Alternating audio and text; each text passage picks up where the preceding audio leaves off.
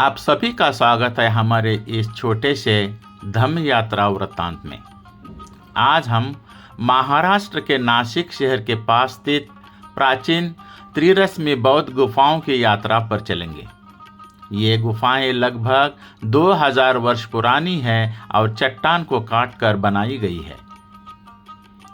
यह स्थान केवल पुरातात्विक स्मारक नहीं है, यह भिक्षु संघ के साधना जीवन का एक महत्वपूर्ण केंद्र रहा है। यहाँ चैत्यगृह है, स्तूप है, भिक्षुओं के लिए विहार है और वर्षा जल संग्रहण की प्राचीन व्यवस्था भी दिखाई देती है। इन गुफाओं की अर्धवृत्ताकार संरचना, शांत वातावरण और साधारण जीवन शैली हमें उस समय की झलक दिखाती है कि जब यह धम्म साधना का जीवन चलता था।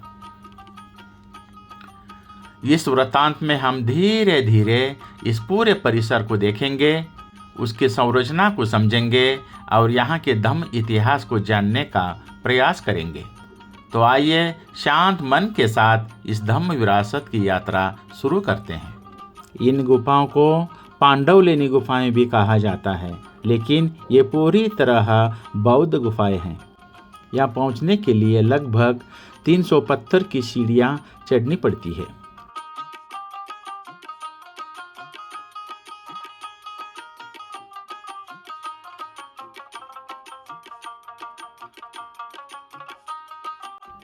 ऊपर पहुंचने पर नासिक शहर का दृश्य दिखाई देता है, लेकिन यहाँ का मुख्य केंद्र शहर नहीं बल्कि धम्म है।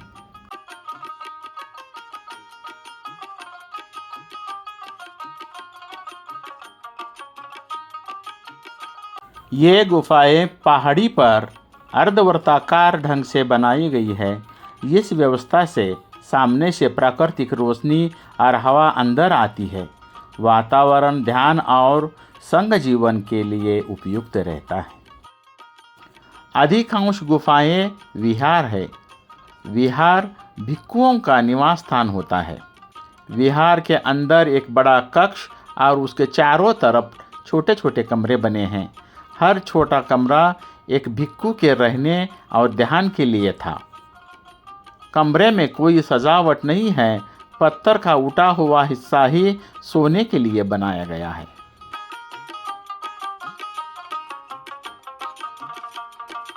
कुछ गुफाओं के प्रवेश द्वार पर शिलालेख है। इन शिलालेखों में दान देने वाले उपासक, व्यापारी और स्थानीय शासकों का उल्लेख मिलता है। इससे पता चलता है कि उस समय संघ को समाज का समर्थन था।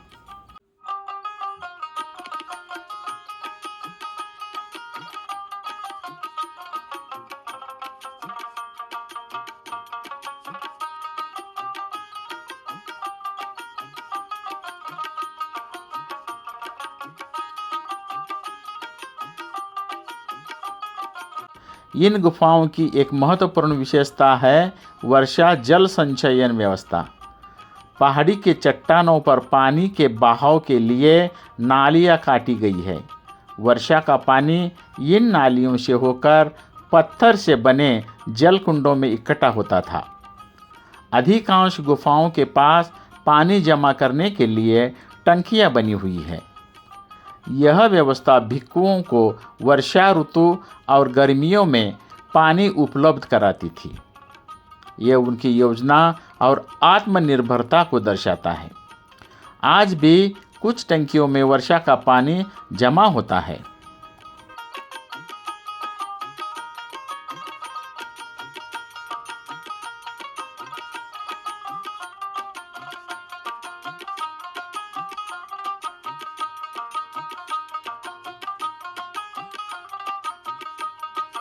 प्रारंभिक गुफाओं में बुद्ध की मानव आकृति नहीं बनाई गई थी। उस समय स्तूप और प्रतीकों के माध्यम से श्रद्धा व्यक्त की जाती थी। यह परंपरा थेरवाद से जुड़ी थी। लेकिन गुफा संख्या 12 से 24 में हमें तथागत बुद्ध की प्रतिमाएं दिखाई देती है।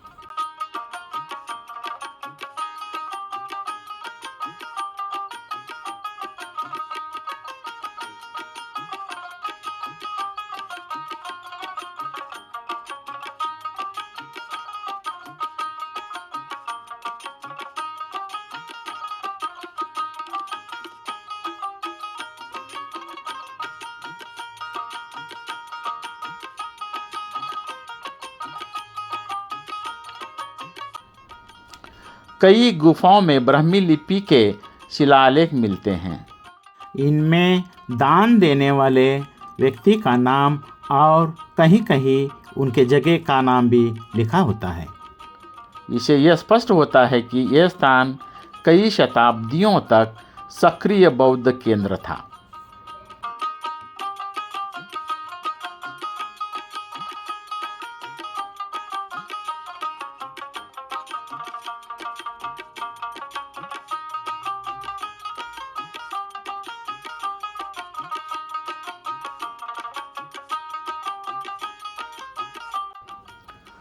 प्राचीन समय में यहाँ रहने वाले भिक्खु प्रथम काल नीचे नगर में पिंडपात के लिए जाया करते थे। वापस आकर वे भोजन ग्रहण करते थे। दिन का समय ध्यान, धम्म अध्ययन, विहार की देखभाल में बीतता होगा। वर्षा ऋतु में वे यहीं निवास करते थे। उस समय वर्षा जल संचयन प्रणाली उपयोगी होती थी।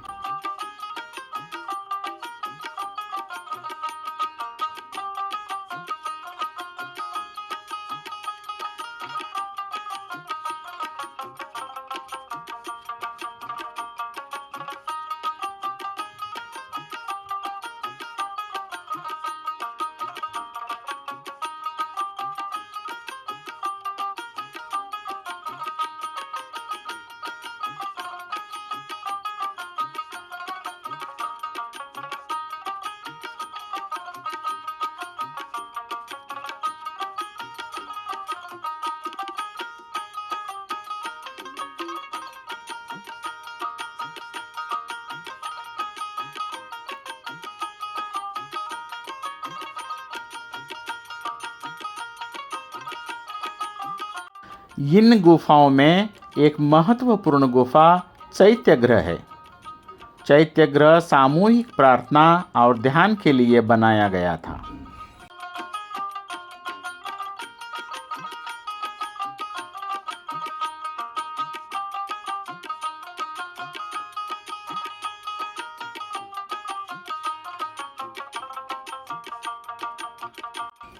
अंदर प्रवेश करने पर एक लंबा हॉल दिखाई देता है, जिसके अंतिम भाग में एक स्तूप है। स्तूप तथागत बुद्ध की उपस्थिति का प्रतीक है। हॉल के दोनों तरफ स्तंभ बने हुए हैं।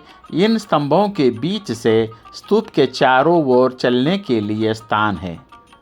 भिक्खु यहाँ शांति से प्रदक्षिणा करते थे। छत ऊंची है और पहले इसमें लकड़ी के ढांचे भी लगाए गए थे। इस स्थान संघ की सामूहिक साधना के लिए उपयोग होता था। यहाँ पर धम्म वाचन, चिंतन, ध्यान हुआ करता था। संध्या समय चैत्यगृह में सामूहिक ध्यान और धम्म चर्चा होती होगी। इन गुफाओं का निर्माण लगभग 2री शताब्दी ईसा पूर्व में शुरू हुआ। 3री शताब्दी ईस्वी तक इनका उपयोग होता रहा, अर्थात लगभग 400 से 500 वर्षों तक ये स्थान बौद्ध संघ का सक्रिय केंद्र रहा।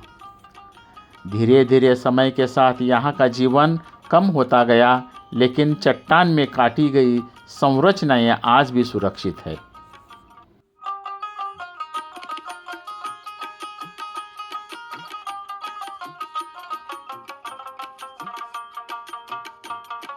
त्रिरश्मि बौद्ध गुफाएं शक्ति या प्रदर्शन का प्रतीक नहीं हैं।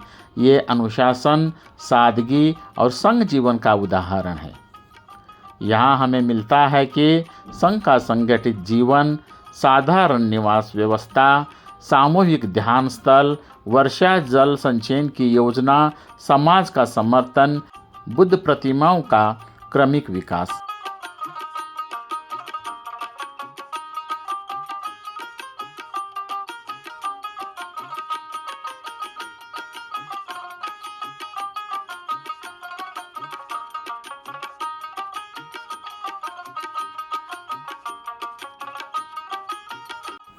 जब हम इन 24 गुफाओं में चलते हैं तो हम बौद्ध इतिहास के कई चरणों को देखते हैं। पत्थर स्थिर है, स्तूप स्थिर है, प्रतिमाएं स्थिर है, परंतु धम्म की स्मृति आज भी यहाँ महसूस होती है।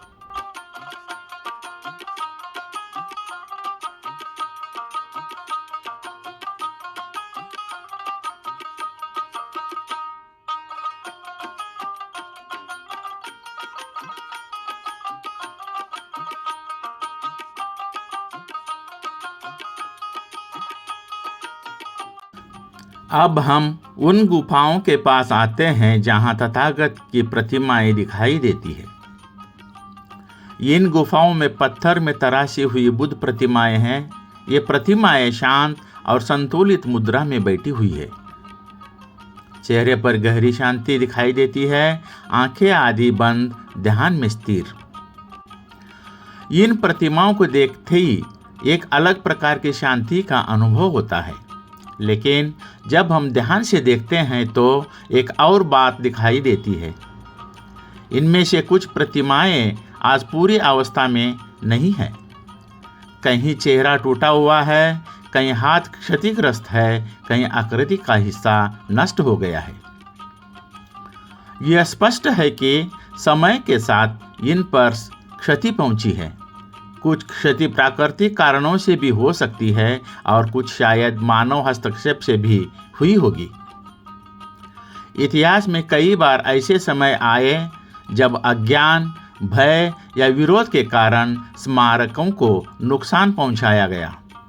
लेकिन एक महत्वपूर्ण बात यहाँ याद आती है कि तथागत की उपस्थिति पत्थर की मूर्तियों में सीमित नहीं है।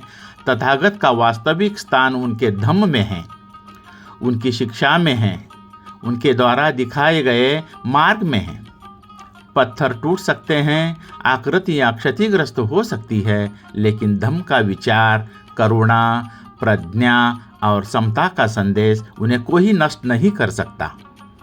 इसलिए इन प्रतिमाओं को देखते समय केवल क्षति नहीं दिखती, बल्कि यह भी दिखाई देता है कि इतने लंबे समय के बाद भी तथागत की शांत मुद्रा आज भी यहाँ उपस्थित है। और शायद यही इस स्थान की सबसे गहरी बात है। इन गुफाओं और प्रतिमाओं को देखते समय एक और महत्वपूर्ण बात हमारे मन में आती है। यह केवल पत्थर की संरचनाएं नहीं हैं, यह हमारी प्राचीन धम्म विरासत का हिस्सा है। इसलिए इनका संरक्षण बहुत आवश्यक है। हमें अत्यंत सावधानी से इन स्मारकों की रक्षा करनी चाहिए ताकि आने वाली पीढ़ियां भी इन्हें देख सके और समझ सके कि धम्म काल में भारत कितना सक्रिय, संगठित और विकसित था। इसलिए इन गुफाओं की रक्षा करना हम सब की साझा जिम्मेदारी है ताकि भविष्य की पीढ़ियां भी इस धम्म विरासत को जान सके और समझ सके। चैनल को देखने के लिए आप सभी का धन्यवाद।